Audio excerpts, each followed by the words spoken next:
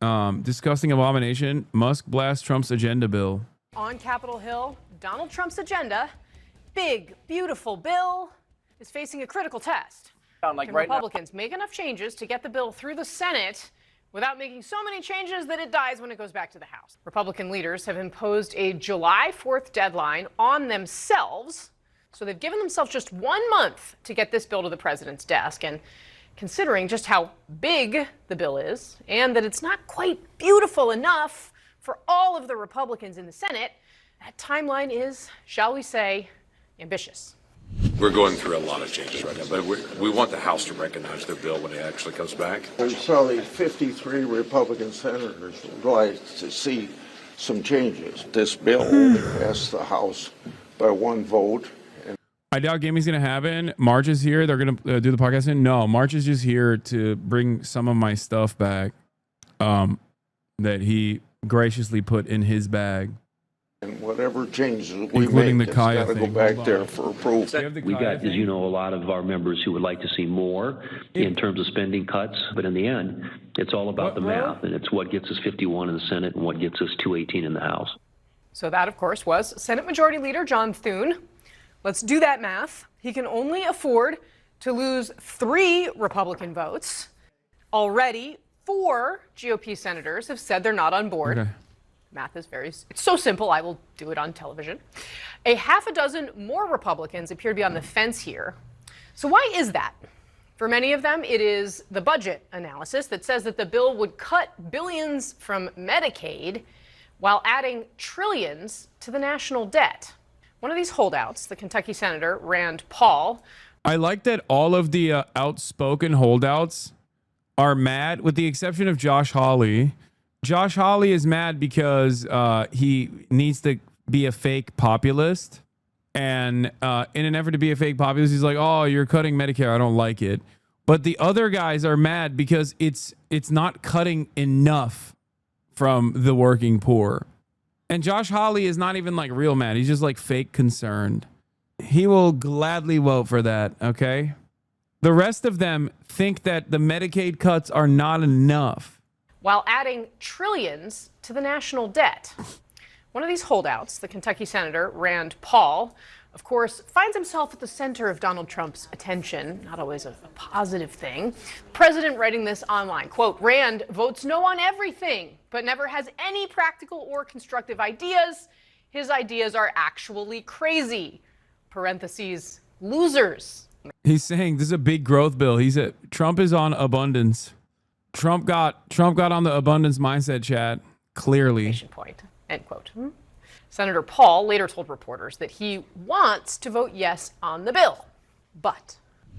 Conservative Republicans vote for this. There is no conservative opposition. There is no, they will own it. The debt will be owned by the Republicans. It's no more pointing fingers at the Democrats and saying, oh, they're the big spenders. It'll be all on Republican shoulders. Okay, so all of that unfolding this morning through lunchtime. And then comes this afternoon. Elon Musk entered the chat. The now former Doge head taking to his platform, formerly known as Twitter, writing this, quote, I'm sorry, but I just can't stand it anymore. This massive, outrageous, pork-filled congressional spending bill is a disgusting abomination, he said. Shame on those who voted for it. You know you did wrong. You know it. All right, our panel is here, and we're also joined by CNN's Manu Raju, who's Elon is another outsider who thinks it's too much spending. Live for us on Capitol Hill. Manu, Elon Musk is not the first person to present the content in that post about a bill that adds trillions of dollars to the national debt. He sounds like a lot of Republicans that I've covered, you've covered probably in your time on the Hill. However, we are in different times. And it's a pretty remarkable statement from someone who is as close as he is to President Donald Trump. What has been the reaction from the Hill in the hours since that tweet came out?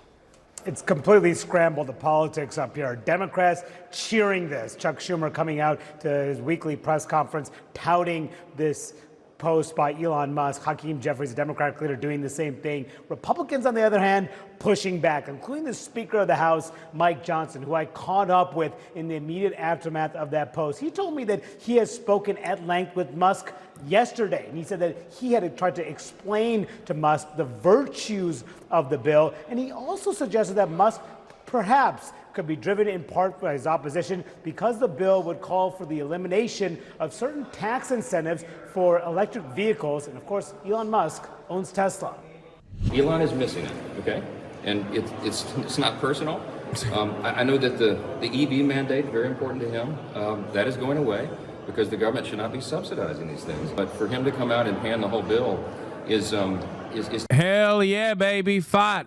Fight, baby, fight. The EV mandate is going away. Why is the government subsidizing electric vehicles? to me just very disappointing, very surprising. All of a sudden, they are reminded of the conflict of interest. No issues there when they let this disgusting monster, this disgusting billionaire, put his grotesque penis in every orifice of the federal regulatory agencies that were in the process of investigating his numerous companies. You know, but now he's like, oh, well, you don't want our big, beautiful bill. I hate this. You're doing conflict of interest, sir. In light of the conversation I had with him yesterday. And I asked Johnson whether or not he is, in fact, The Democratic Party's brilliant policies unfolding, which is to basically become such a non-issue, such a non-entity that you are left to make Republicans fight amongst themselves over how much of the working poor must die. Is it 2% of the working poor that must be melted for biomatter, or is it 5% of the working poor that must be melted for biomatter? Of course, they will be melted. Make no mistake. Great stuff from the Democrats overall. Fantastic work. Thank you so much. The Republicans have presented endless opportunities for attack, endless openings for attack over and over again. And the Democrats have no vision whatsoever and no interest in actually pushing for a grand design for a future America that somehow will be better than the not so distant past. So for that reason, they're just keeping quiet. Unless it's Chuck Schumer chirping about nuking Iran, in which case the Democrats don't keep quiet when they should.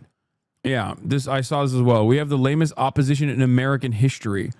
J.D. Vance is right. I can't believe I'm saying this. The lamest guy in the United States of America unironically had a true take about the Democrats. I will never forgive the Democrats for this crime. This is a worse crime than anything that they could have ever contributed to. They do have the lamest opposition in history. And of course, who better to recognize how lame the opposition is than the lamest person in the Republican Party? Real recognize real, and lame recognize lame. What a horrible disaster. accusing Musk of attacking this bill because of his ownership of Tesla. He said, quote, I'm going to let others draw their own conclusions about that. But there are significant concerns among Senate Republicans about the potential impact on the debt and deficits. The House-passed bill, according to the Congressional Budget Office, would add nearly $4 trillion to deficits over the next several years. And that is something that some conservative Republican senators have raised concerns about, including one senator, Utah Republican John Curtis, who told me earlier today that he has significant concerns about the debt. The deficit in the House bill, according to CBO, would raise it by a few $1 trillion. Is that concerning? It's hugely concerning to me. And if you look at the House bill, just to simplify it a little bit, we're going to spend in the next 10 years about $20 trillion more than the revenue we bring in, and they're cutting $1.5 trillion out of $20 trillion. Most of us wouldn't do that in our businesses, in our homes, and we certainly do it in the state of Utah. And so that's a big concern to me. He went on to tell me that there will be a significant amount of work that still needs to be done in order for him to support this plan. And that's what I'm hearing from a lot of Republican senators, Casey. They want a lot of changes, but the Senate Majority Leader John Thune wants to push this through, get this through the Senate and onto the president's desk by July 4th. And that would require a lot of compromise within his own conference, because right now people are digging in and taking their positions and hoping ultimately the leadership listens to their concerns. When you started this off saying the politics have been scrambled, that's your headline for today, our banner on the bottom. Manu Raju, thank you, as always, for your great reporting. Our panel joins us now, CNN legal analyst Elliot Williams, national political reporter for The Washington Post, Sabrina Rodriguez, Democratic strategist Adrian Elrod, and CNN senior political commentator Scott Jennings. Welcome to all of you. Thank you all for being here. Scott Jennings, we've got a new tweet just in from Elon Musk. You look excited. So he writes this, quote, in November next year, we fire all politicians who betrayed the American people. He's quote tweeting someone who, we'll figure out exactly what these other things are that he's criticizing him for. And this also coming as CNN is reporting here that White House officials are telling CNN that they were surprised by Elon Musk's scathing criticism on Tuesday. Yes. Were you, Scott Jennings, surprised? And it does seem to scramble the politics. I wasn't surprised because I had spoken to him about what was motivating his service in Washington a few weeks ago, and he told me he's here to try to make America not go bankrupt. I mean, this is on his mind. We have a $36 trillion debt, and he's having a hard time dick eating. He's like, whose dick can I be eating right now? He's like, on the one hand, I'm servile to the interests of billionaires. On the other hand, I'm servile to the interests of Donald Trump. So now that my daddies are fighting, I don't know who's cock to gobble on.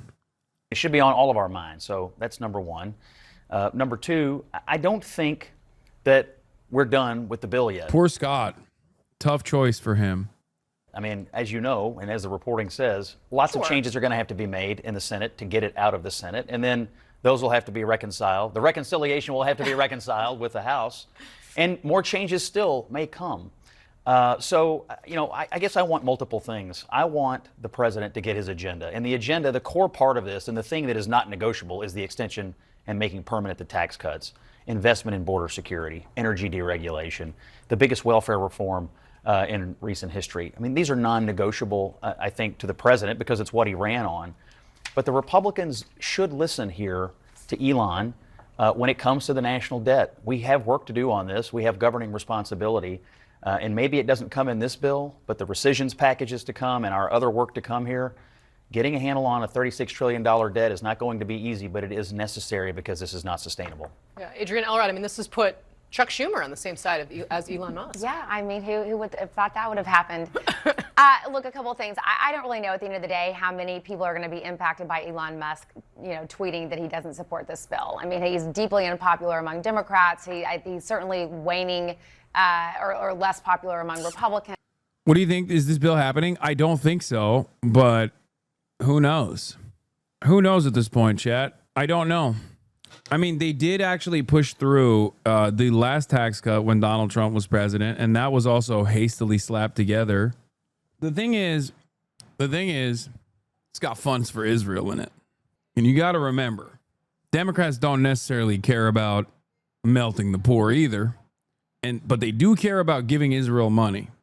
So on the one hand, it's like, what are you expecting the Democrats to actually fight for SNAP benefits for 3 to 7-year-olds? Probably not going to happen. So I don't know. If we get the big, beautiful bill, it'd be crazy, but maybe we get it through Democratic support. I don't know. He's out of Washington now. I think Mike Johnson actually was right. He said he's concerned about this bill because it doesn't have the tax credits for the EVs, and that's going to affect his industry. So I think that's one category. But look, at the end of the day, Scott, here's the bottom line. Isn't that political suicide for Dems? I mean, I feel like half of them are dead already. 6 of them literally died. Half of them are already basically in a vegetative state. I don't think they give a shit. I think it's a dead party. Look at their approval ratings. Like, they seemingly don't care about fixing their popularity problem. I genuinely don't think that they care about becoming popular again or like winning elections. It feels like they will work to reduce their base of support. I think they'll work to reduce their base of support while simultaneously still like being the marginally better party, and we'll try to ride on that forever.